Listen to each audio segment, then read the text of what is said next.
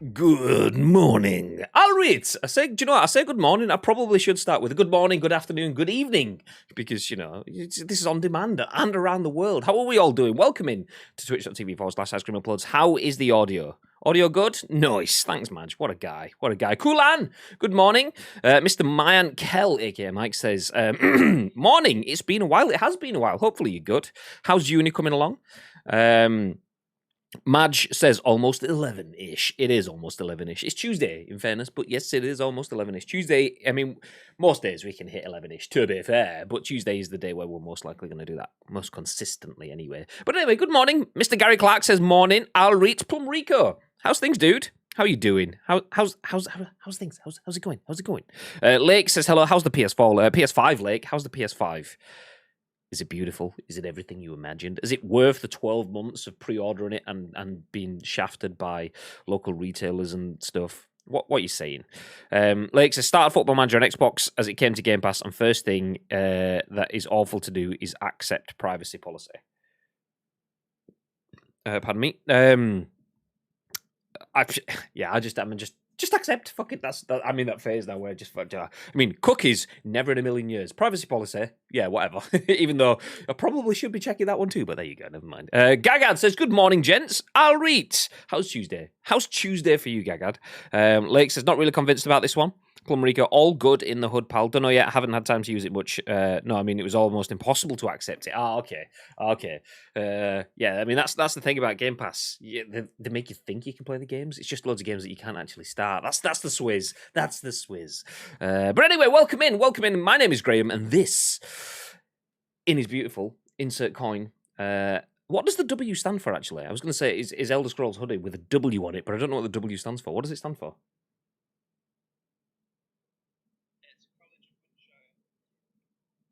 Which is in Yorkshire. There you go. You're welcome. Mr. T says, love that we get to see more of Bibby's face. This is the co-op cam. Usually Bibby shows you more of the setup behind him, but we're in co-op cam face. It's good. But yeah, there you go. He just doesn't want to show off his lights.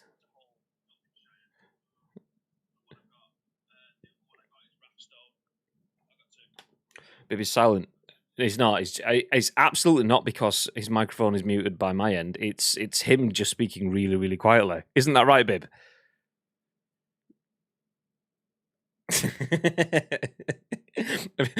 That was the least convincing. Like it was like, isn't that right, Bib? And rather than actually making words with his mouth, Bib goes, "My bad."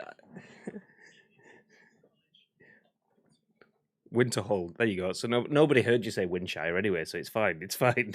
It sounds like I said it. There you go. Bibby with stuff. Nice. Anyway, welcome in, everyone. My name is Graham. This is Bib, and we are Ice Cream Uploads. In true Ice Creamy fashion, this is the Scoop, UK's #1 video game podcast, even if we do say so ourselves. We're going to give you our thoughts and our impressions over the biggest, the best, and the breaking stories in the world of video games over the next hour or so. And we want your thoughts and impressions on our thoughts and impressions. That's kind of how this works. Anyway, we go live each and every single weekday, don't look at your clock, at 10 a.m. on twitch.tv/Ice Cream Uploads. 10 a.m. ish. It's now 10:57. Anyway, it's important that if you are with us live on Twitch, that you get involved in the chat, because we turn this live stream into a podcast, a video for YouTube, and an audio podcast on iTunes, Spotify, SoundCloud, Google Play. You know the places. So if you were in the chat, please feel free, as you guys do each and every single morning, which we hugely appreciate. Please feel free to jump in and use your voice on behalf of everyone watching and listening on demand a little bit later on. First things first. !loot drop. Chatbot should be alive. If somebody just wants to type that into the chat, !loot drop.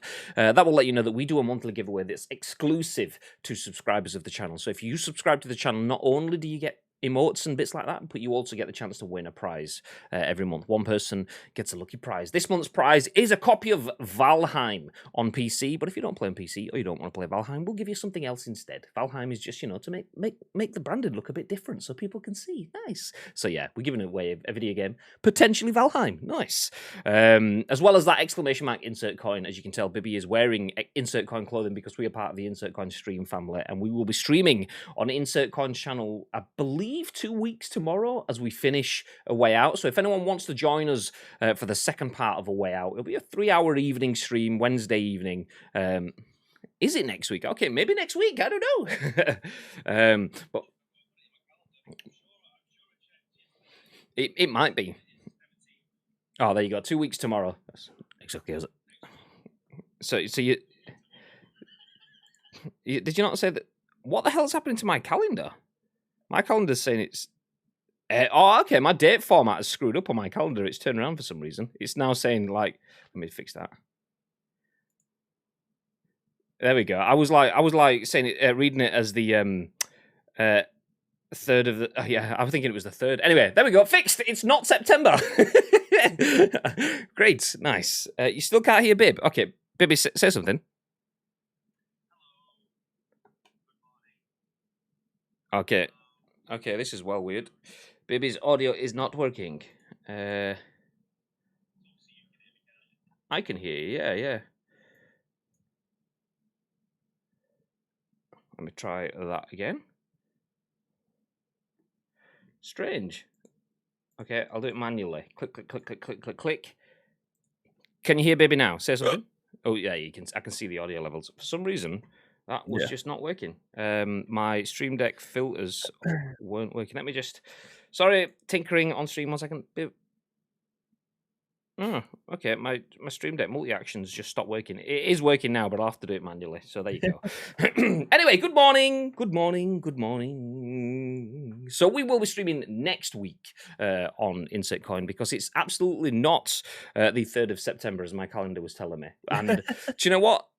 I've been in lockdown for 12 months. I don't know what month it is. It could be the 3rd of September for all I know. But anyway, next Thursday, we will be going live with next Wednesday, we're going live with the second part of our A Way Out playthrough. So if you want to join us for that, nice. We will see you there. Let's jump into the Scoop split screen. There we are. Hey, nameplate's on. Nice. Everything seems to be working in that sense. Just the microphones. Okay, let's jump into the chat. Bibby is still silent. Still can't hear Bib. Speak up, Bibby. Yeah, that was my Stream Deck has crapped the bed. It all went wrong with the Stream Deck yesterday. I ran the disco lights for. Oh, actually, if Tito is here, is his name in the chat? No, he's not. I'm not going to use Tito's disco lights request from yesterday because he's not here to benefit from it. So yeah, there you go. Tito, is it? I'm sure I've seen his name before. Is it? I can't see it. Scrolling. Yeah, this is the most sense Bibby's made in ages. Oh, there we go. I was scrolled up too far. Okay, well, Tito is here, so let me see if it works. Hey, some reason it just doesn't go as fast anymore. That's as good as you get. It's a nice pacey disco rather than a rave. Okay, jumping back through up. Write things to notes and show them to the camera. Yeah, that's how we get. That's how we get the words out of Bib. Literally says, "Hey, how do I donate? Do you really want to donate? Do you really want to donate, or is this a trick question?" Oh, we have another disco lights from Pipcules. Okay, well, let's get the disco going. Should we play some Radical Heights theme tune as well for Bib as well? You know. Why not? Why not? I mean, I can't get the benefit of it, but yeah, why not? Okay, we'll leave it. All right, calm down. Stop going on about with me. Anyway, should we jump into some news? I think we should jump into some news. It's probably good if we jump into some news. Refreshing my Chrome sources so we are good. If anyone does want to donate, I don't know if that was a serious question or not. I think there's a panel down below, but we don't ask for donations very often, so I don't actually know. I think below the stream there is a donation link down there. Actually, do you know what? Let me check. This is how little I know. Like exclamation mark donate. Does that even exist? Donate? Oh, it does. Hey, there you go. That's how you done it. Oh, we have been greedy in the past at one point in time because we set up a donate. Nice. It's not greedy. It's getting your worth, but still, we don't ask for donations too often. If you want to send them, we'd absolutely love them, but we don't ask for them. In the meantime, though, what we do ask is that you get involved with the news, as we have some stories for us to go through, starting with this one. Microsoft's Bethesda acquisition has been approved by the EU. This is written by Sherif Saed at VG247. It says, the European Commission has given Microsoft and ZeniMax the go-ahead necessary for their merger. The European Commission has officially approved Microsoft's $7.5 billion acquisition of Bethesda parent company ZeniMax. Interestingly, the $7.5 billion is exactly what Bibby requested just to appear on this morning's show. You know, Bibby 2 Lambos over there. This is what it's about. Anyway, Microsoft had asked for the EC's approval earlier in February, a process all mergers of this scale have to go through to clear any antitrust concerns. The European Commission's website reveals that the decision was made on March the 5th, which matches the initial deadline set by the regulator. The ruling to approve the deal also doesn't come with any conditions. This puts Microsoft one step closer to closing the deal and gaining control of several high-profile studios under the Bethesda/ZeniMax umbrella, including, of course, Skyrim and Fallout developer Bethesda Game Studios, Dishonored's Arcane, Wolfenstein teams at Machine Games, and several more. While Microsoft did confirm that existing PlayStation exclusivity deals, such as those made for Deathloop and Ghostwire Tokyo, will be honoured, it's not clear whether future games will continue to be multi-platform. Xbox boss Phil Spencer. I can see that, honestly. I literally can. It's not my mouth fails every time. And Xbox boss Phil Spencer previously hinted that they may be locked to Xbox/PC, saying that Microsoft could recoup its $7.5 billion investment without having to publish the company's games on non-Xbox platforms. But Bethesda Game Studio head Todd Howard said it would be hard to imagine The Elder Scrolls being a console exclusive. So time will tell. So, babe, Microsoft Bethesda acquisition, as everyone kind of expected, has been approved by the EU. What are your thoughts on that? Yeah, and it's kind of inevitable at this point. We were just waiting for the confirmation for it to come through. Again, I don't think this is an entirely bad deal. I think there'll probably be more people wondering what games are going to be left in limbo now and what the surprises may entail with this one. Obviously, they said that they're going to honor a few games, but what does that leave the ones over the next 3 or 4 years? Who knows? Again, I'll state that I think it'll be dumb for them to be able to keep a lot of games on just solely the Xbox. I mean, again, this is training over. You could go over episode 58. 110, like just keep on going back through them. We'll end up saying the same thing about it. I still think it makes more business sense for. We're finger on the pulse and sometimes get news before other people do. But episode 58, that'd have been a long time ago if we were talking about this. Microsoft, like, how do they know? But yeah, it's. I don't think it'll be wise for them to be able to keep these games on one single console, especially the console that I'm going to state this in air quotes for those that are listening onto this. On audio services, the weaker console, the least selling console. It makes no sense for just keep it on the Xbox. I mean, you'd be able to play it on Games Pass on PC, which is perfect for someone like me who doesn't own an Xbox.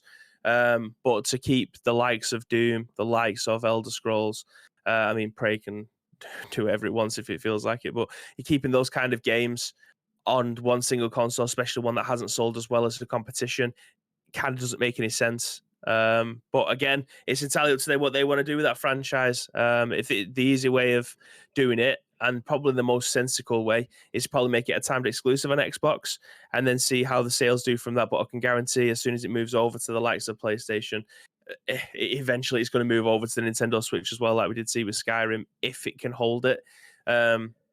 Those kind of games will sell more on the other consoles, especially ones consoles that are selling exceptionally well.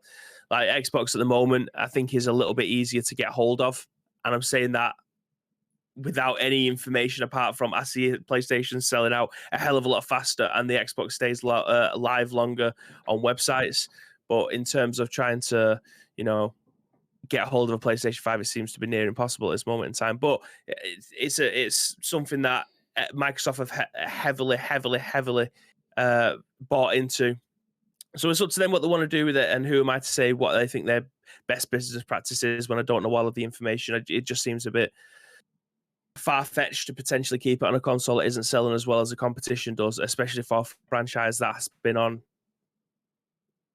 PlayStation since forever. I mean, we didn't have Morrowind on the PlayStation 3, PlayStation 2, or PlayStation 3.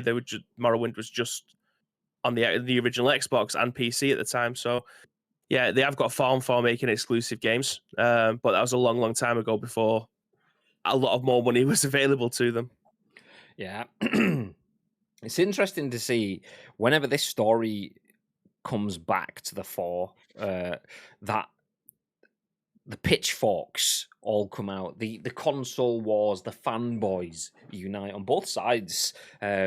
So as this was coming out yesterday, I did what I usually tend to do, which is not dive very deep, but dive into the comments on these kind of things, because you just guarantee you pick any post by Microsoft or PlayStation specifically, where it comes to something that's pushing their own brand, then you'll get their own fanboys going, yeah, our dick's bigger than yours, and then you'll get other people going, yeah, but your dick's pretty small, really, isn't it? Because ours is bigger than yours, and it's pretty much just like willy waving and measuring up against each other, and so I did a quick scan across the news articles, and it was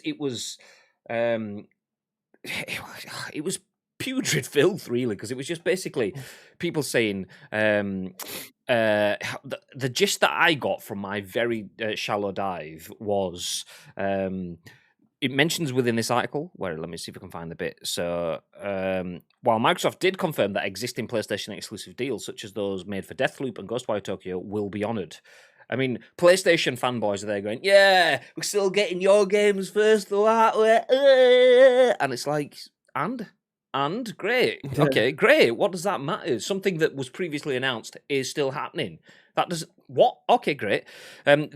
If they really wanted to, they could stop that. So shut your mouth. And then on the other side of the coin, you've got the Xbox players going, yeah, your PlayStation tiers pounds are paying for all our stuff. Yeah, you give us all your money. And it's like, for fuck's sake, is it that petty? I mean, it is that petty. We know it's that petty. We've seen it be that petty. It's just for such a big, like, tectonic shift in the industry, $7.5 billion of shift. That's twice the size of the Lucasfilm Star Wars merger that Disney paid for. It's huge. Yeah. So to see something of that size, and like, rather than picking apart the implications of what that could be, is that Bethesda, which is a huge studio, suddenly getting a company that can spend $7.5 billion. Does that mean that the Elder Scrolls or Doom or Starfield or anything, do these suddenly become much bigger and better games? So we were talking about it last week. Mediatonic was purchased by Epic Games last week, and we were talking about how that's good. It opens doors for Mediatonic that they probably could have forced open with their success, but Epic, the doors don't need forcing open. They're already open, and it's like, yeah, come in. These opportunities await, and nobody that is fans of these games is talking about what this means for the games. I mean, I say that, nobody that's fans. Okay, take that back. Nobody in these fanboys wars that are fans of these games are talking about how this benefits them. It's always a focus on sticking the finger up at someone else. It's like, get over it. It's a huge moment that should be celebrated. So, yeah, well, we will celebrate it. We will celebrate. Let them just have their little fights and squabbles. That is their game, I suppose. Yeah. We like to go out and slap people left, right, and centre on a digital football pitch, as we did last night. Well, yesterday afternoon on stream. So if that's where we play our games, if you want to play it on the comments on Twitch and on YouTube and on Twitter and wherever, just having a pop at the other side, then so be it. But I'm going to sneeze. So over to you, Bib. Yeah, I mean, I would absolutely love nothing more than to be able to own both next-gen consoles. The likelihood is I'll probably get the Xbox Series S at some point, because obviously it's the cheap one. It's not going to be my main console, but there is going to be games on there that I actually want to play. And again, the Games Pass library is remarkable for the amount that you pay for it. So it makes sense for me to be able to do that eventually. I do have a PC, so I can play those games. So again, I've got access to be able to do so, but other people don't. I just find it weird that the console wars is a thing. Like, I admit I buy into the PlayStation straight away now. Does that make me a fanboy? I don't know, but I just know from I know that I've built up a library of games over the last 10 years. So I'm kind of in that ecosystem, same way that most people wouldn't even think about buying a PlayStation because their ecosystem is built on over at Xbox. It doesn't mean to say that they absolutely adore that console more than anything and they are an absolute fanboy. It's just because they've probably invested like £2,000 worth of games into that console that you cannot transfer over to the, like, when I had my Xbox 360 and I moved over to the PlayStation 4, my library had to start again, because that's what I was an Xbox guy. I had a PlayStation 3 for a very brief time, until I bricked my Xbox 360, and then I sold my PS3 to get another Xbox 360. We won't go into the details as to why that happened. If but anyone joined us for the start of yesterday's show, welcome to. Now we know how he pays for the two Lambos. Now we know how he pays for his two Lambos. If J tagging means anything to anyone, yeah, that's what it was. But yeah, I had to obviously sell that one, but I had to start my entire PlayStation collection again. But it is what it is. The exclusives on PlayStation are much better at this moment in time. Is that why they've bought Bethesda to try and boost that catalog up? Obviously, they wouldn't have invested that much money into it, but I think the whole business sense is they don't. Imagine if they just released it onto Xbox. Like Bethesda, it wouldn't be worth the money that they're paying for it, because it would take forever to recoup the money that they would have ended up paying, and just to try and balance the books, they'd end up getting that money back faster by releasing them all the consoles. But again, they wouldn't have bought it for no reason. So a timed exclusive and it'd be available on Games Pass is probably the best bet for them. But again, I am not a finance person. I don't know their finances. I'm not a boardroom member, so I don't know what the hell's going on inside the boardrooms. But don't say stuff like that, because literally there's like tens of accountants that watch this on a morning. If you say you're not a finance person, they are leaving this Twitch chat. So don't see stuff like that. I just want to also point out that we are very much not biased, and we don't side with any side of the spectrum as he just hits. love games. Oh, boo! It didn't work not as clearly as I wanted. I've just hit the blue light button in my room, so the lights have changed blue. But because there's the nanoleaf on, it's quite bright. It doesn't really change. So I wanted to change the whole room blue and go, no, we aren't signed with any of them. I wonder if green would have worked better. Let me see green. I just love games. It's like, yeah, if you want to play a Nintendo game, you have to buy a Nintendo console. Just buying a Nintendo console mean that you're just an absolute Nintendo fanboy, you don't care about any other console? Of course it doesn't.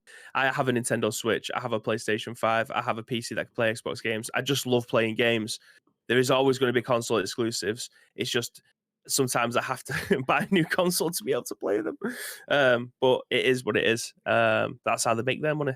And I'm not going to berate them for that, because you get your money, boy.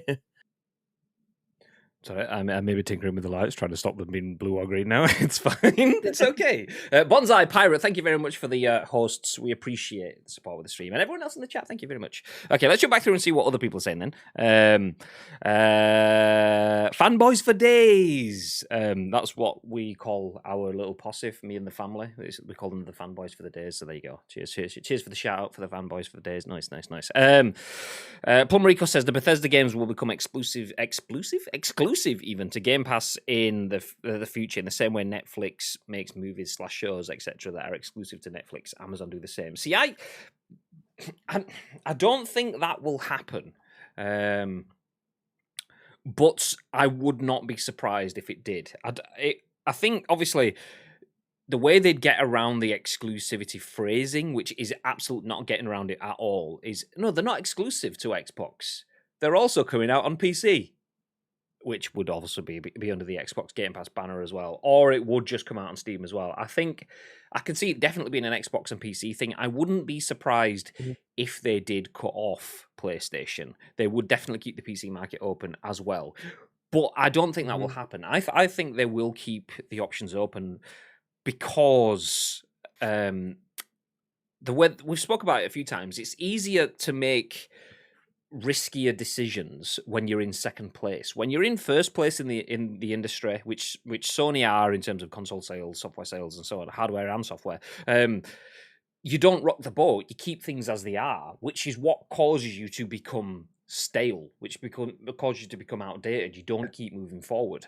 Whereas Xbox are moving forward out of a need of necessity, maybe as much as them wanting to as well. PlayStation had to do the same in the last generation and did that. Xbox are now in the situation where they need to move forward, and with that whole logic of trying to get more profit out of the other side of the market, trying to get more of a foothold, trying to change perceptions and opinions. Xbox have done that incredibly well, forcing through crossplay when Sony had bullshit excuses for it. We want to protect the children. Yeah, all right, yeah, of course. No, what you want to protect is your profits. And Xbox have pushed that through. And I think Xbox will make it open to the whole of market. I think they could keep it off, and I wouldn't be surprised if they keep it to themselves. But I think we're probably more looking at either timed exclusives for a short while, maybe even some timed exclusives up to a year, although I'm not so sure about that.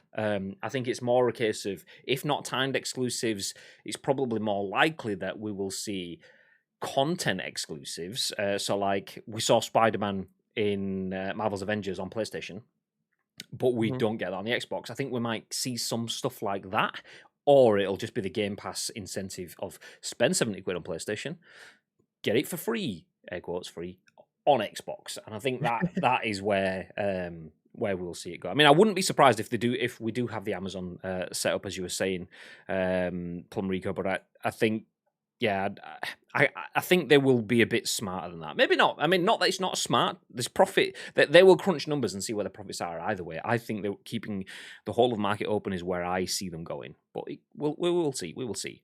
Madge says, let's be honest, we only get a console so that we are personally invested in the console fanboy wars. Exactly. That's why I bought 2 PlayStations, just so people know. Just so they know. To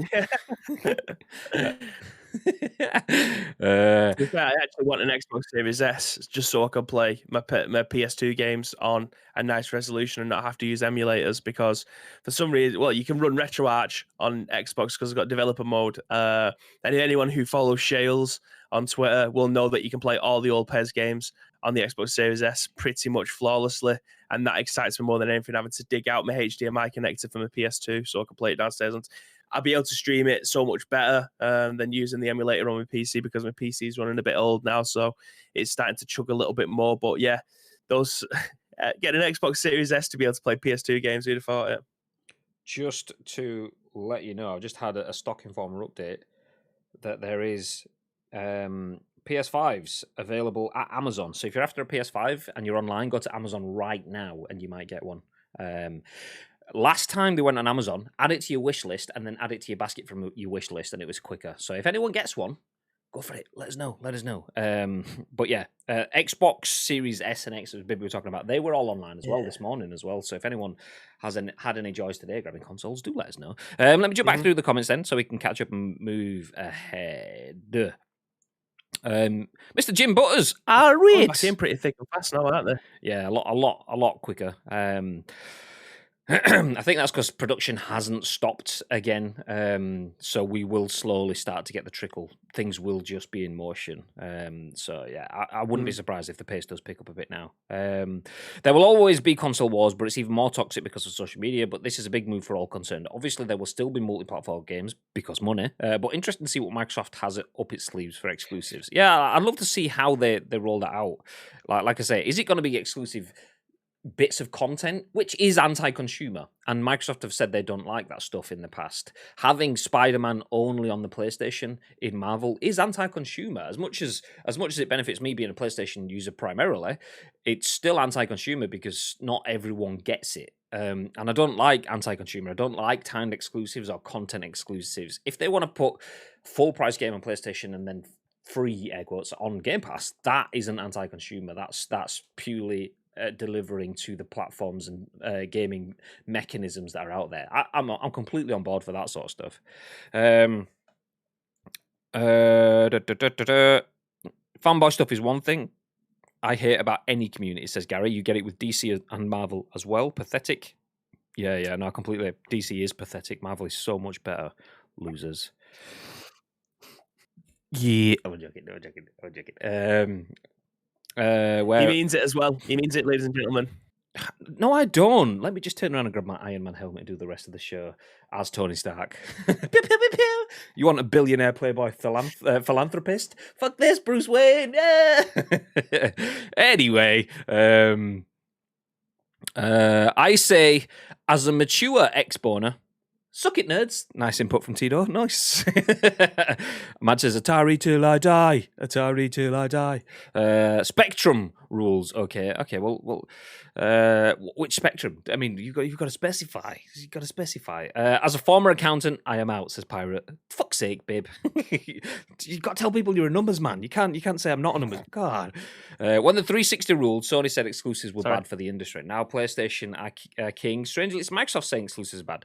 Not sure I can see a pattern. Exactly, that is the pattern. It's purely feeding own agendas. There's a huge element of PR and lip service. Also, the powers that be change. So the people that are in charge of Microsoft now, so the Xbox bosses are arguably better than previous Xbox bosses, and likewise the decision making, the shifting of focus from being territory led to other territory led, as well as the individual staff in those territories, does have huge impacts on those decisions. But always take it with a pinch, because if they go exclusives are bad, I think you'll find anti-consumer, but then they're only one decision away from making another anti-consumer move. So all of that stuff, I like it when they come out and say it. But I will always take it with a pinch, because it's business at the end of the day. It's nice to have the right take on doing what's good for your consumers, delivering content to everyone, giving everyone a fair shout, and sharing and celebrating the creativity. But there is always an underlying business element. It's just a matter of how far that goes. So I agree. Mr. T says Xbox 360 was my console of choice during that generation as well. That said, still had a PS3 and played it quite a bit. Last gen was PS4, but still played Xbox One quite a bit. This gen so far, I prefer PS5, but still play my Series X quite a bit. Games! I love the games. You're not allowed to like both sides of the coin, Mr. T. You pick a side in the war. God, you cannot be video gamingly ambiguous. It's not allowed. Weirdly enough, I was 360 for age and Xbox One, but most of my mates moved to PS4. So it meant that things slowly ended up moving across, and I haven't switched on my Xbox in a long time. Do you know, I'm kind of the same. I am a little bit of both of those. So my first Xbox was the 360, so I was purely PlayStation on PS1 and PS2.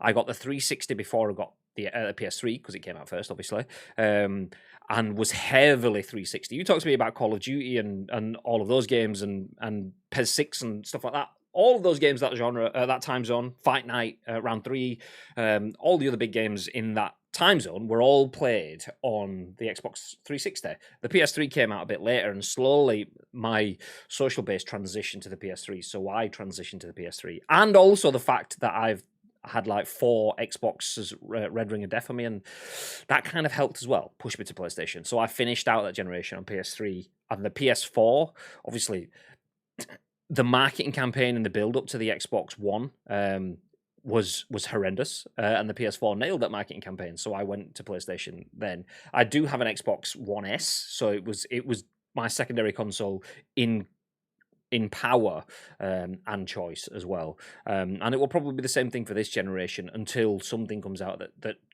gives me a need to go back to Xbox in that sense. Not that I'm not an Xbox user. I can just, most of the stuff that I play is cross-platform anyway, so and the first-party exclusives, I feel, are better on PlayStation than they are on Xbox, or have been. If that changes, and Xbox, I mean, obviously $7.5 billion say that they're confident that that will change. If Xbox start to deliver new own-brand exclusives, then maybe the shift changes then, and maybe I go, okay, I need a Series X so I can fully enjoy, maybe not Doom, maybe not Fallout or those kind of games, but maybe they have a new IP from Bethesda or Arcane or who else that is absolutely world class.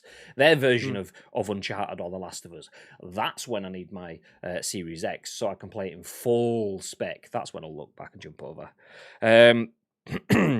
I always had both consoles, though, says Pirate. Yes, same. I actually played my PC quite a bit over the last few weeks. All hail the PC Master Race. I am playing my PC a lot, but all about the games, of course. I remember after the PS2 and the release of the PS3, Sony got a cock and it backfired. Thankfully, Sony redeemed themselves in the end. I think it was a bit of both. I mean, one thing that Sony hasn't done is shot themselves in the foot. They've not necessarily... yet. They've not necessarily gone out and changed something for the better, but that's the rocking the boat. Microsoft rocked the boat and arguably did the right rocking just 7 years too soon. So the conversation of absolutely butchering the marketing of the Xbox One, always online and this, that, and the other, and being able to watch media and stuff through it. What the fuck? Why do I want TV? TV. Yeah, we know you can get the TV on your Xbox. We want to play the fucking games. What are the games? That just ruined it. Whereas now, I watch Twitch on my TV, which I watch through my Xbox. I don't play games on my Xbox, and my Xbox is always connected to the internet. And most of the games that I play are digital. So that's pretty much what Xbox was pushing me towards. They just got there too soon. Whereas, it PlayStation was way ahead of the curve, yeah, exactly, but just far too soon, for sure. unfortunately for them.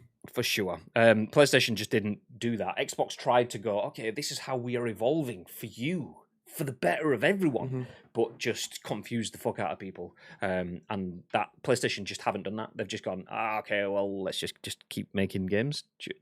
What should we do? Should we? Yeah. Should we make a new God of think War? that Yeah. PlayStation Should we make a changed new their Horizon? marketing? Yeah. You are. Do you think that PlayStation changed their marketing when they realized what the Xbox was going for? So I don't know the exact time frame, so I could be way off here. But Xbox coming out and saying, "Oh, everything about TV. You can watch TV. You can do everything that you want to do on TV on your Xbox." Then PlayStation going, "Do you know what? This is going to be for the players. We're going to try and directly go for the hardcore gamer base, and we're going to say this: if you want to play games at the highest level, and this console is for you. This is for the gamers and only gamers. None of that TV shit. But you can watch Sky Go and everything, and Twitch and YouTube and all that other stuff. We won't talk about that. But this is for the gamers. Do you reckon that they kind of changed their approach after hearing what Xbox was doing? Again, PlayStation could have come out first with this. And I've just got my timeline completely wrong. But if you're looking at the competition, like the game sharing thing where they just pass the game case over, that is phenomenal reactionary content and marketing prowess at its absolute best. But yeah, I don't know how that would have worked, but I've just seen a raid coming through from Farry and Drake. You absolute shagger. Thank you very much. I may have been quietly dancing away while you were talking. It's fine. It's okay. Thank you very much for the raid, Mr. Tharian Drake and Posse. How are we all doing? I hope you've had fun over on Mr. Tharian Drake's stream. Welcome in. My name is Graham. This is Bibby, and we are Ice Cream Uploads, delivering you the scoop. This is our video game podcast that we do at 10 a.m.-ish UK time each and every single day. Every weekday, anyway. So obviously, it's probably late for a lot of you guys. It's still fairly early in the day for us. So welcome in. Grab yourself a seat. Grab yourself a brew. If it's late, maybe you want to grab yourself a decaf. None of that full caffeine because you won't be going to sleep. But welcome in. Welcome in as Pirate redeems disco lights. Okay, let me fix that for you. Disco lights. It's nice. Yeah, no, to answer your question, PlayStation absolutely changed their marketing campaign. Whether they did it entirely, I mean, for the players was already something that was baked in. Because there was huge like budget advertisements with the for the player stuff, that the scenes of people walking down the street and different video game characters and like Easter egg mentions and things like that. Excuse me. So yeah, that was definitely on the table, but I think the meaning of for the players probably changed as a result of where Xbox positioned themselves. They put themselves as the center of the home, not the box in the living room.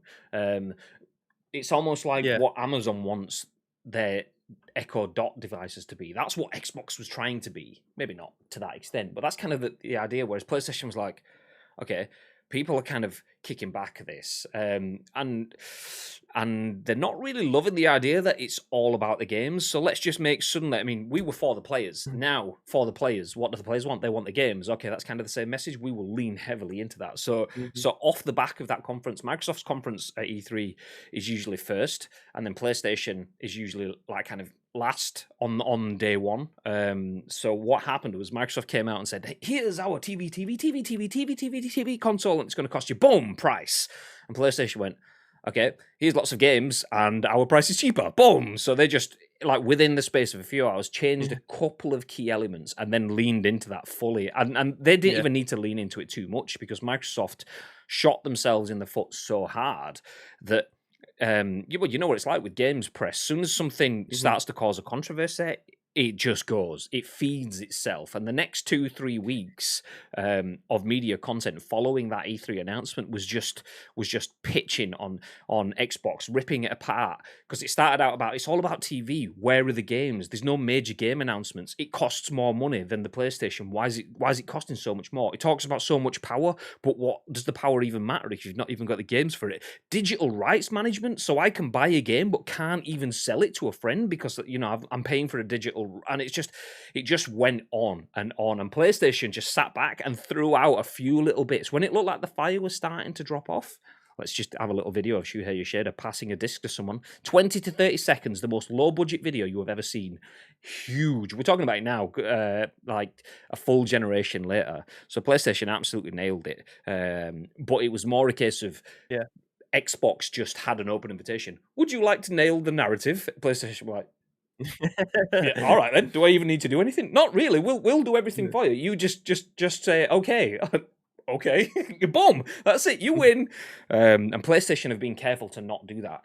So when it's more a case of they haven't upset the apple cart, they've just gone, okay, we're still in the lead. Yep. We don't really have many consoles. Yeah. Do we mention that? Just don't mention anything. Just keep slowly putting consoles out. Okay.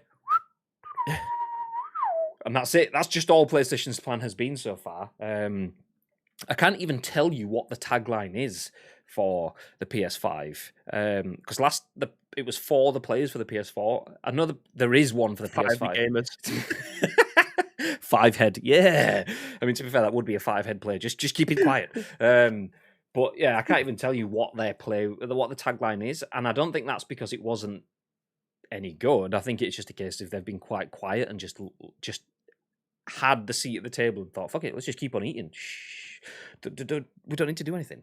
Okay, let me jump back through so we can move ahead. Once again, Tharian Drake, Mr. Tharian Drake.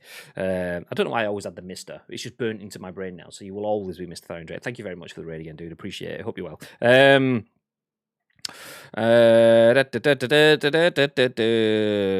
Okay. Lots of comments today. Actually, I've done that one. As home entertainment systems have become more alike, having exclusive games becomes the only way to differentiate between them. A Commodore 64 version was very, very different from the Spectrum, for example. There's not really that kind of noticeable difference between Xbox and PlayStation. No, I agree. That's what people ask me what's better, the PlayStation or Xbox. I'm just like, not whatever. If you want arbitrary numbers, then fine, probably the Xbox. But what's better for me, like last generation, was the PS4. Not because the console was better, but because the console exclusives were better, in my opinion. So that meant that the only differentiators were the exclusives, and PlayStation are better ones. Therefore, PlayStation is better. I would say the same again for PlayStation so far. Not that they're here, but we know that there is a God of War Ragnarok. We know that there is Horizon Forbidden West, and obviously potentially remasters for the next gen for The Last of Us and things like that. So we know they are there. So at this point in time, PlayStation's exclusives are still better because Xbox is still to launch their catalog. So yeah, that's the difference. Just the exclusives. That's the difference in one and the other. Other than that, there's not really any difference. If you're playing PlayStation, play PlayStation. Playing Xbox, playing Xbox. Job's good. I remember after the PS2 and they released the PS3, Sony got cocky. Oh no, we've done that bit already. Game Pass to Sony/Nintendo, as per the model along the Amazon Prime Netflix lines, all inclusive. I mean, that would be interesting. Game Pass hitting Sony and Nintendo would mean that Microsoft are almost giving up on the hardware market. But Microsoft excel in the hardware market, and they are currently behind in the software market. So that would be an interesting one. I'm not sure I could see on Sony. I don't know. Maybe the world's changing a lot. So maybe Xbox Series S we're still in stock. I came about 20 minutes ago. The PS5 is out of stock on Amazon now. My bad. Whatever way Xbox go with this Bethesda deal, they win really. If it's exclusive, physical, and Game Pass, forces people to buy into their ecosystem. It's free with Game Pass and £70 on PS5. They've got the software sales. If it's timed exclusive, they get sales with the Xbox release and then with the PS5 release. 2 launches, more money, all win for them. 100% for sure. Can't disagree with what Graham said. Xbox positioned themselves as a living room entertainment hub and forgot it was a console. They never seem to understand this for the whole of the lifespan of the One. The fact Microsoft are now snapping up studios give me the hope they've learned their lesson. I mean, they've been snapping up studios for about 4 years now, maybe even longer. Like they have, is it like almost twice as many as PlayStation or something along those lines? Anyway, they have more than PlayStation has now in the PlayStation Studios catalog. They just, for the level of games, we could be looking at 2 to 3 years before we start to see a consistent stream, because major games can take 4, 5, 6, 7 years to build. So if they only started picking it up 4 years ago and then they had to start the groundwork and we haven't heard anything yet, I think Microsoft will smash it when it comes to those exclusives. We just aren't there yet. Ironically, the Xbox HDMI pass-through couldn't handle most modern HD content. Bunter! Sony messed up big time with the launch of the PS3. So many fan-made documentaries made about it. Pricing was far too high for starters. I think it was a case of hardware, wasn't it? They struggled to get hardware in it, like the Blu-ray... Blu-ray player and that stuff. That's why they started stripping things out, taking out the ability for backwards compatibility and memory card slots and things like that to keep the pricing down. I used the pass-through, but it ended up downscaling my signal. I mean, that's what you want for your TV console. Hey, hope you're all doing great, says Mr. Tharian Drake. Apologies for only just getting to your comments. Appreciate it, though. Hi, Gary Clark and I were at that E3, both conferences, when Microsoft messed up with their Xbox One messaging and Sony responded with a piss take on how to share the games. They didn't have to do anything, really. Microsoft made it easy for them. For sure. Like I say, would you like to win the generation? Yes. Okay. Nice. Magic Man, the passing over the Gamebox advert was class. It was. If anyone wants to link it for those that haven't seen it, feel free. If not, don't worry about it. That was mental being in the Sony conference. It was crazy, like some sort of sporting event. People were losing their shit. To be fair, it was like that in the Bethesda conference at E3, not last year, the year before, where people were saying that people thought the crowd were paid to be there because it was so hyped when they were talking about fixing Fallout and Fallout 76 and stuff like that. I was in there, me and Jamie were sat there going, fucking, these people are hyped. I was one of the people at front shouting and screaming. I got paid an absolute wedge to be there. It was lovely. It was lovely. I didn't, by the way. I didn't, by the way. Or did I? So my favourite list on YouTube. Hey, more people than usual at City's Ground. What? More people than usually at City's Ground. There we go. Yeah. Shots fired. I love that I just caught Bibby trying to hold in a yawn. What, like? No, he didn't. Lies. Lies and deceit. Okay. Rolling down. Play has its limits. Exactly. The tagline for the PS5 is "Good luck fucking getting one," says Gary Clark. Magic Man, PS5 for the boardroom and shareholders. There you go. PS5 Play has no limits. That's the one. Yeah, that's the one. I think Play has its limits, as Arm says. Yeah, I mean that's the thing. It's not a bad tagline, but you kind of don't really. It's not really everywhere, and I wonder if that's because they know that people can't get on it, and they don't want to. So they're just kind of letting everything normalize. At the moment, they put out a console, it's gonna sell. Why do we bother marketing? When you market, you're gonna increase demand. If you increase demand without the supply, you're gonna increase frustration. You're gonna increase brand negativity. So they're just sitting all off it at the moment. I don't like the system on Xbox, says RL Trader. Really? Why is that? I mean, I don't like the system on either of them, really. The PlayStation 5, we were talking yesterday, is so frustrating. It's not a case of, it's not like last generation but improved. It's like last generation but just they've just hidden bits. Why? I don't know. They just did.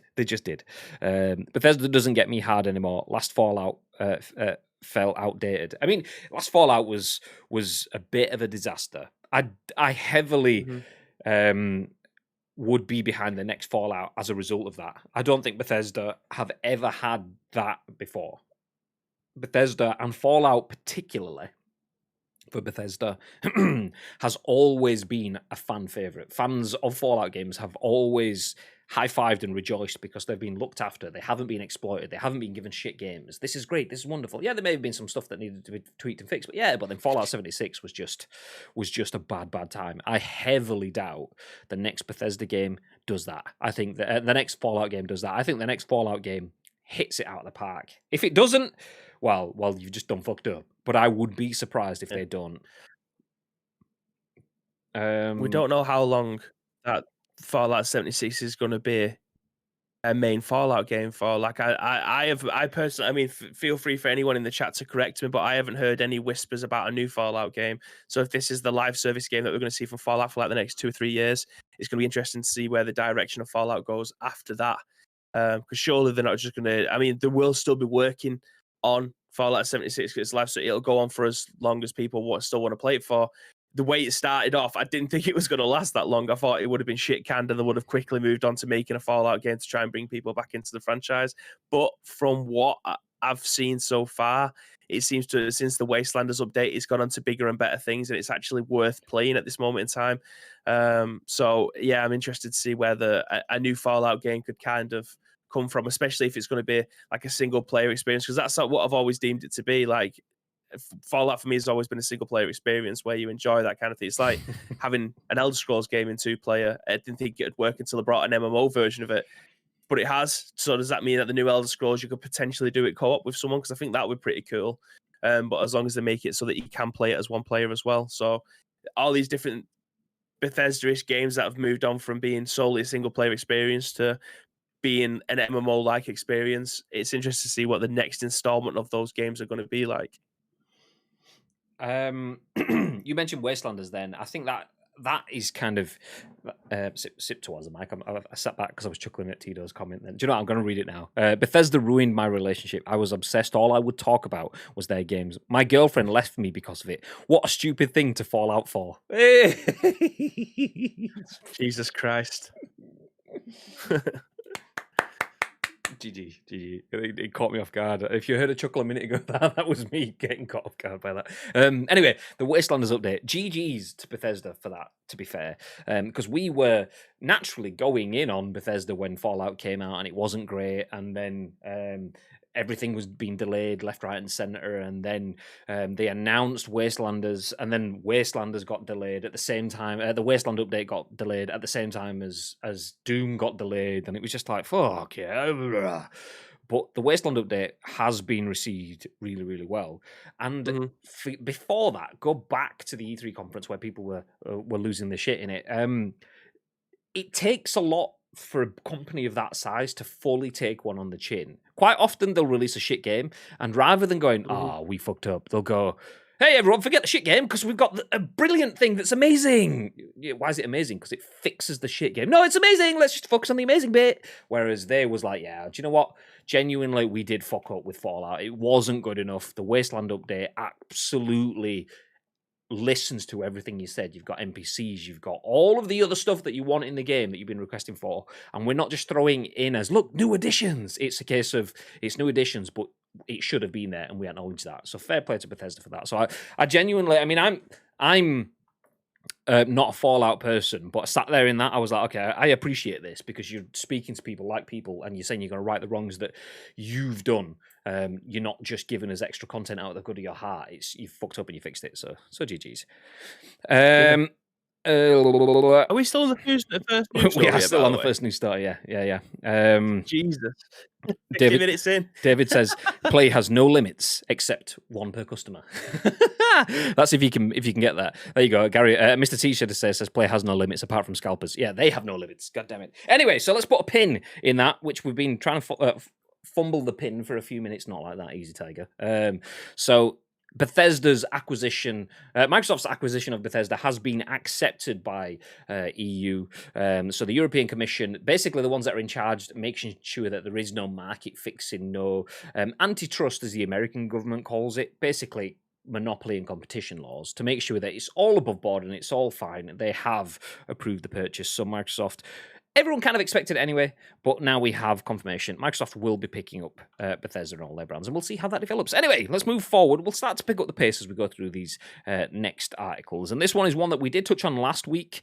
I think it was when Jordan was on the show. Basically, Marvel Avengers has slowed down the XP grind, meaning that you have to grind the game for a lot longer. We all agreed it was a bit shit. Add new content to the game. Don't just stretch out a game to fill out gaps of content. Anyway, we have a response to that. Oh, no, that's the discussing now bit. Let's get that back off the screen. We have a response to that. As Tom Phillips at Eurogamer says, Marvel's Avengers developer seeks to better explain why it's increasing XP grind. Quote, "We caused confusion. We get it." So Crystal Dynamics has issued a further statement on its upcoming Marvel's Avengers XP changes that will soon increase the game's later leveling grind. The developer also admitted its initial explanation was not comprehensive enough and had caused confusion. The XP changes were originally detailed last week in a blog post on the Marvel's Avengers website, along with a warning that any player who wanted to avoid the lengthier grind had until 18th of March, the day these changes hit, to level up characters first. Quote, "While it's tempting to read the increased grind as a cynical attempt at keeping players embroiled in the Avengers live service game for longer, our reporter Matt Wales summarised last week, Crystal Dynamic insists the goal is to fix pacing issues with the existing levelling system, arguing the speed the game currently awards skill points may be confusing and overwhelming to new players." Now, in acknowledgement, it's in its own statement. Let's start again. There we go. Now, in acknowledgement, its own statement. Okay, now in acknowledgement, its own statement was confusing to fans. I still don't feel that's right, but a new statement from Crystal Dynamics has been posted to the game's official Reddit. Quote, "We wanted to offer more clarification and details on the recently announced XP change. We did not change XP to increase grind for grind's sake," an account attributed to Crystal Dynamics wrote. "Our initial blog was not comprehensive enough to convey what we were doing and why, so we caused confusion. We get it. The problem we were seeing and hearing was that you would immediately get more skill points than you had time to review, apply, and get used to before embarking on your next mission and gaining your next few levels. Hopefully, you can see the issue here. We want people to level up. In fact, we really want to see more people level up more heroes, as playing as the full Avenger roster should be the most fun thing you can do, but we don't want the leveling up experience to be too overwhelming or diminish exploring each skill purchase. After the XP changes are applied, players are designed to level up every 2 to 4 missions, when at higher levels, as opposed to once or twice per mission currently. At the same time, lower levels will be acquired a little faster. Overall, the changes will likely add around 3 to 5 hours to reach the maximum level per character, Crystal Dynamics concluded. Initial fan reaction to the changes does not appear to have been altered by this latest explanation, with the most common complaint being that the game's main issue is not a leveling problem, but a lack of content to level through.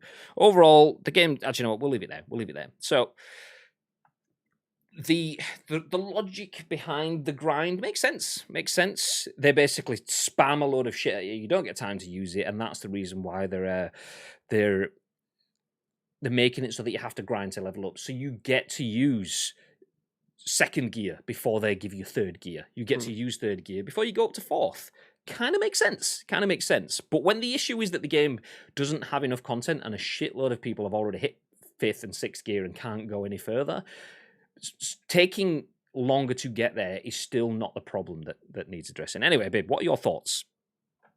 Yeah, I mean, it's there's a line in there that basically it's an all-encompassing argument after the where is it again? Initial fan reactions to the changes does not appear to have been altered by this latest explanation, with the most common complaint being that the game's main issue is not a leveling problem, it's a lack of content to level through.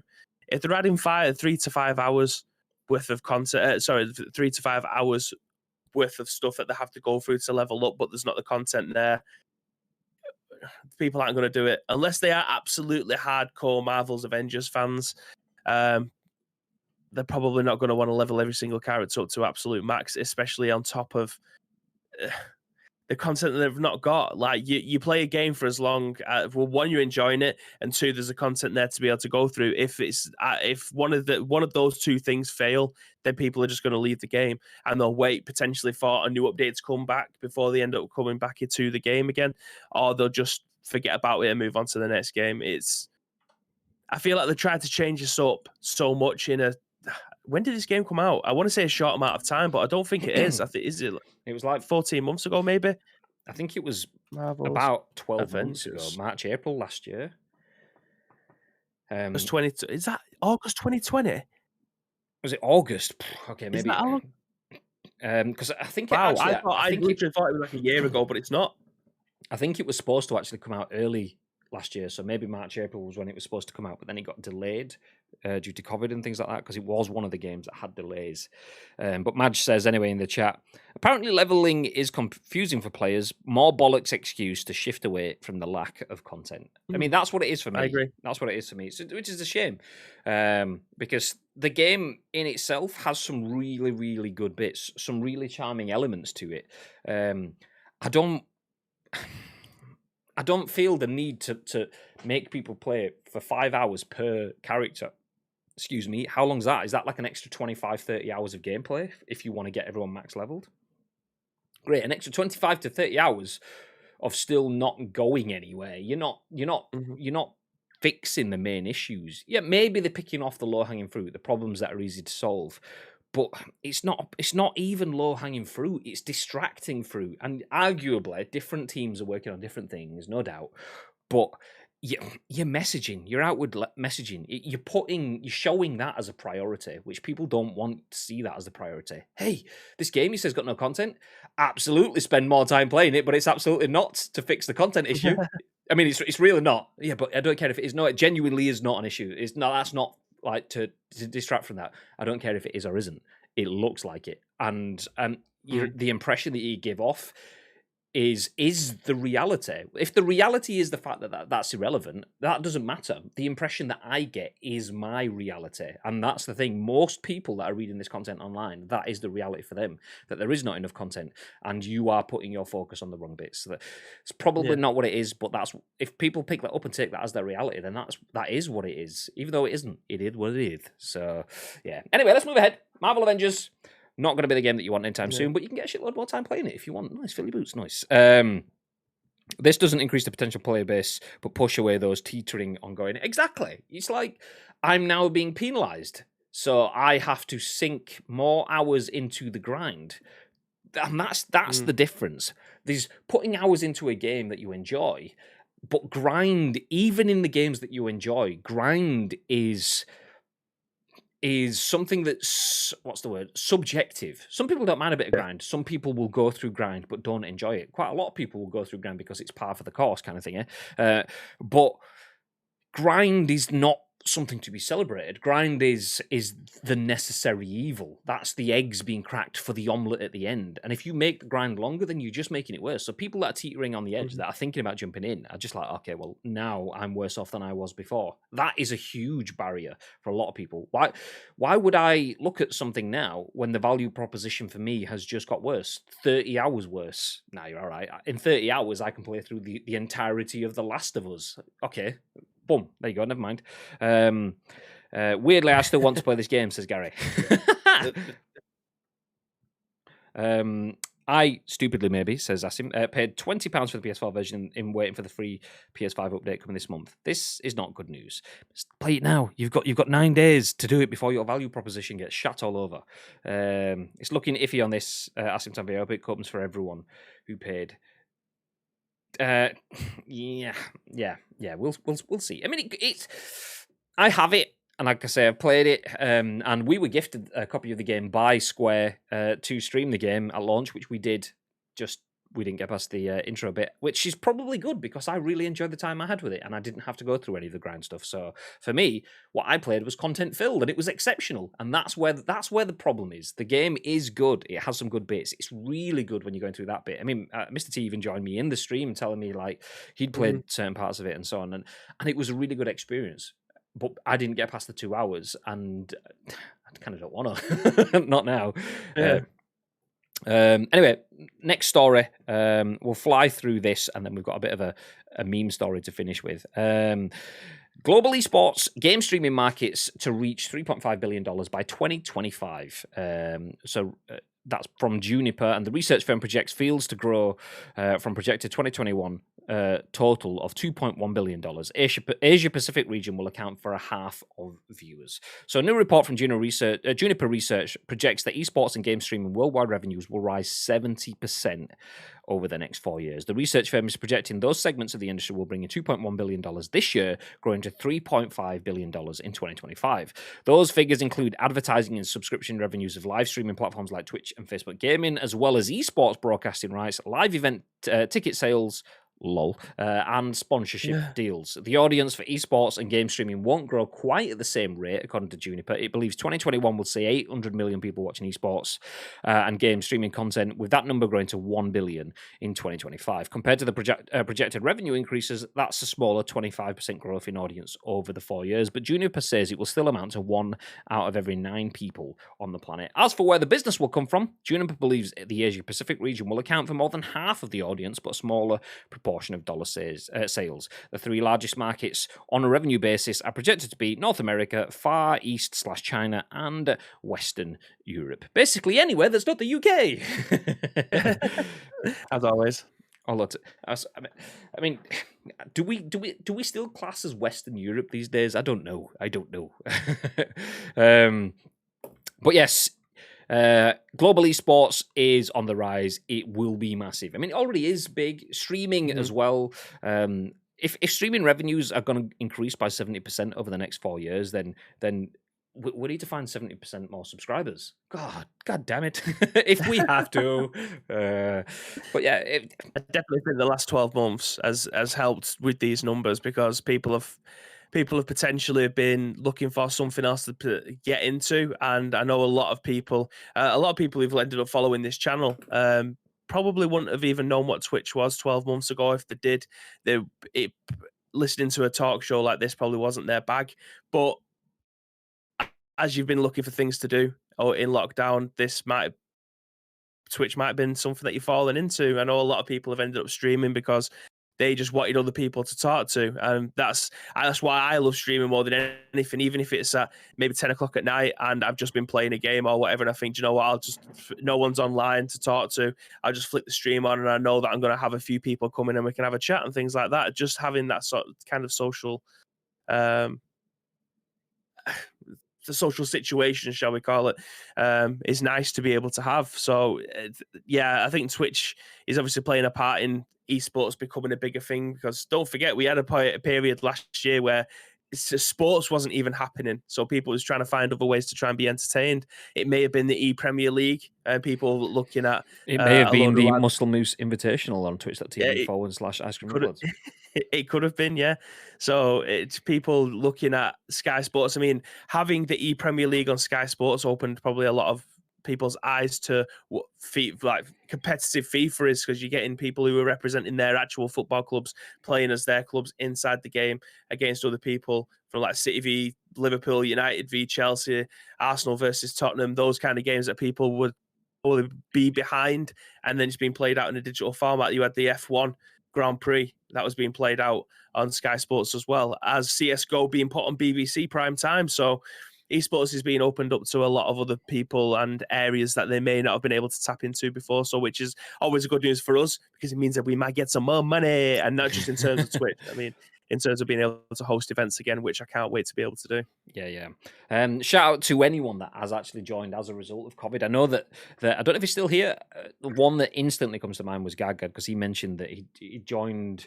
Was it your golf stream, your PGA 2K one? It was my PGA stream, yeah. So we were obviously on the front page playing PGA 2K at launch, and Gaggad joined us in then, and he's stuck around ever since. So shout out to Lockdown for bringing in new members of the posse. We appreciate having you all here, whether you've been here since lockdown, before, or even last week. We appreciate having you all here. Cheers, guys. But yes, esports streaming content continues to grow, and we will continue to grow with it. So feel free to stick around. If you're new here, feel free to hit follow, because we will bring you content at least 5 days a week, probably multiple times a day as well as we go forward. Nice. Anyway, we won't stick on that too much. We could have a little bit of a chinwag about esports and where we think that will go, but we will wrap things up. We have one story left to finish off the show, and this is interesting. This is interesting. I haven't read it yet, other than the title, so I will learn with you. But before we do, let me read. Being daily is a huge deal. I hear stuff way before anyone else on my sub YouTube channels, and they've created new shows after the Scoot launch. Thank you very much. That's what it is. That's the difficult part, though, is the consistency. Particularly, we have jobs around this as well, so that's the reason why we can bring you the scoop, but then we sometimes bring you afternoon content and sometimes bring you evening content, because obviously you've got to get the balance of work and live and Twitch. So yeah, which is why we appreciate anyone that drops subs and bits like that, because like as we mentioned many times, the subs help put money back into the channel. More channel is more things like the loot drop and things like that, which allows us to give bits back. Having things like that means more people come to the channel, maybe more subs. It kind of helps feed itself till it grows to the point where, okay, if it's making a nice tidy bit of money, then maybe it gets more attention, so we can bring you more content. So it means a lot for anyone that does support. That's how the cycle goes. We could just stream all day every day, but then we don't get paid at work and we lose our families. So we'll get there eventually, but over time. Anyway, okay, final news story. This is the interesting one that was on about. Escaped prisoner caught by police after breaking quarantine for Call of Duty. This is written by Sean Murray at The Gamer, and it says, a prison escapee in Britain was caught because he couldn't go without the new Call of Duty banter. Oh, this is amazing. Meet Clint Butler. Do you know what? I read that in the is it what was it called? Guilty Conscience or Eminem's song? These voices. I hear him. Meet Eddie. Meet Clint Butler, age 36, a formerly escaped prison convict who's only I'll start again. Meet Clint Butler, aged 36, a formerly escaped convict who's only recently been returned to prison thanks to his undying love of the Call of Duty franchise. Butler wanted Call of Duty Black Ops Cold War so badly that he broke Britain's quarantine rules just to wander down the store, only to be confronted by police officers before he got there. The whole confrontation was recently published by the West Midlands Police. Butler can be seen briefly speaking to constables Mark Owen and Alison Brown, providing a false name and telling them that he'd come to get the new Call of Duty because I can't sit around in lockdown. After being informed by Constable Owen that he'd broke the rules and was going to be searched, Butler kicked Owen in the groin and tried to make a break for it. He might have gotten away with it, but it was a cold and icy day in Birmingham on January the 13th when the confrontation took place. Butler slipped and fell immediately after booting Owen in the jubblies. He was then tackled by Brown and then pepper sprayed before finally being cuffed with the help of two nearby security guards. Butler had been serving a 17-year extended sentence at a HMP Spring Hill Open Prison in Buckinghamshire for armed robbery. He was due out in 2024, but instead escaped on November 28th, 2020. A warrant was then issued for his arrest. In addition to serving out the rest of his sentence, Butler had been jailed for an additional 13 months for escaping prison and another 6 months for assaulting an officer. Quite why he decided to risk being returned to prison by making the idiotic decision to come into town during lockdown with a friend to buy a video game will remain a bit of a mystery, noted Superintendent Nick Rowe in a statement. There's no mystery here. The dude just really wanted to play Call of Duty. The real mystery is why he didn't just download it like everyone else. But amazing. Bib, do you enjoy Call of Duty? Not as much as this guy, clearly. Would you go to prison for Call of Duty? That is incredible. That is incredible. What a comment, David. He's now in the gulag. Oh. Like, what a fucking idiot, man. I mean, that's straight out of a comedy sketch, and it booting a police officer in the bollocks and then to slip on ice 10 yards away. Like, that is straight out of a Monty Python sketch or something like that. It's fantastic. I mean, not for the bloke who's just been kicked in the bollocks. That's a real kick in the nuts. But to see him fall over a bit further away, that is great. That is fantastic. Just watch the video. It was like instantaneous, like a swift sort of like donkey kick, and then instantly falls to the floor. Okay, so within the space of the next 7 seconds, it's all going to go tits up, or more tits down, as it was. Wait for it. Donkey kick and slip. He's literally That is fantastic. I hadn't seen the video, even though I've article. Oh, that's great. Amazing. It was just like a... You do realise when you kick someone, it looks like... you need to have a standing leg at the same time. It's like he was going for a Stone Cold Stunner.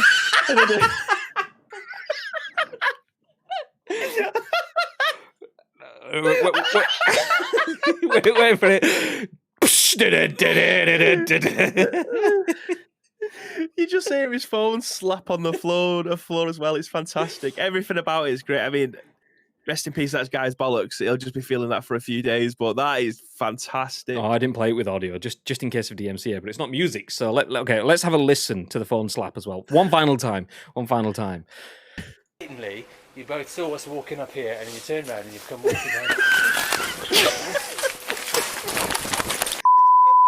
Oh, God. Martino Square, back up, shit! Oh, God. Welcome to prison, Clint Butler, age 36. Enjoy Call of Duty. Oh, wait, you kept playing it. Unlucky mate. Oh, great.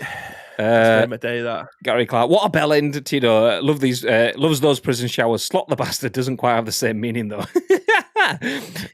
He's going to be on one of those world's dumbest criminal TV shows for years to come. I mean, it's just been on it. It's been on it. This is it. This is the ICU version of it. What a plonker, says Bonsai. His feet were like Danny Welbeck in the penalty area then. So yeah, there you go. Moral of the story: if you're an escaped convict, well, there's many morals in the story. Pick one of them. The one that we will go with is digital downloads are there to stop you from going outside. The other one is if you are full screen. Okay, let's fine. If we have to watch the dude get slapped up again, we'll do it in full screen. Okay, we'll get the audio on. Okay. Oh no, I have to click out to YouTube to watch it in full screen. Okay. Walking up here, and you turn around. Okay, full screen. Everyone enjoy. This is the last time we watch this, and we'll wrap up the show. So enjoy. Stone Cold Steve Austin. Did it.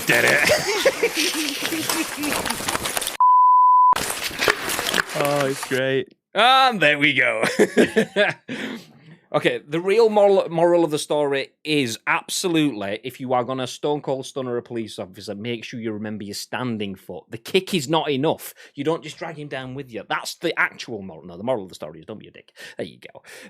Mary Todd, thank you for the follow. Appreciate you being here. We are just about to wrap things up, though. It's like Celebrity Deathmatch. Let's see that again. Celebrity Deathmatch. Anyway, thank you for joining us, not only for the video games news, but also to see the absolute calamity that happened in the West Midlands as Clint Butler, or whatever his name was, got absolutely done. Unlucky mate. But we are going to disappear. There will be no additional scoop during the day. I said during the day because there's always the potential of an evening stream, although maybe not. But there will be no content today because we work on Tuesdays. So we will be back tomorrow with the scoop. Before we do come back tomorrow, though, Bib, is there anything you'd like to add? Mm-hmm.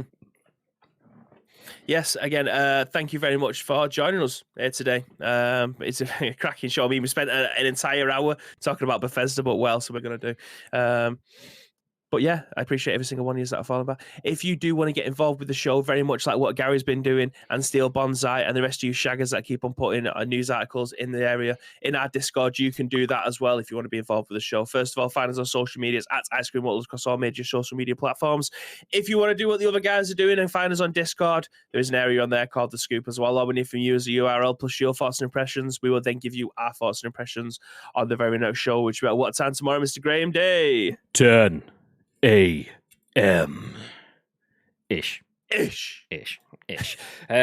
Also, shout out to Mr. Number One Pirate, who has absolutely just read my mind. So I was looking at the other channels that we're on that we follow. So boop, there you go. There's our channel. These are who we follow all down the side of the screen. And I saw Precision is live playing Pez. And not only that, I thought, you know what, I'm going to type !OP3 into the chat. And I didn't need to because that's already happened. Precision has guided the raid.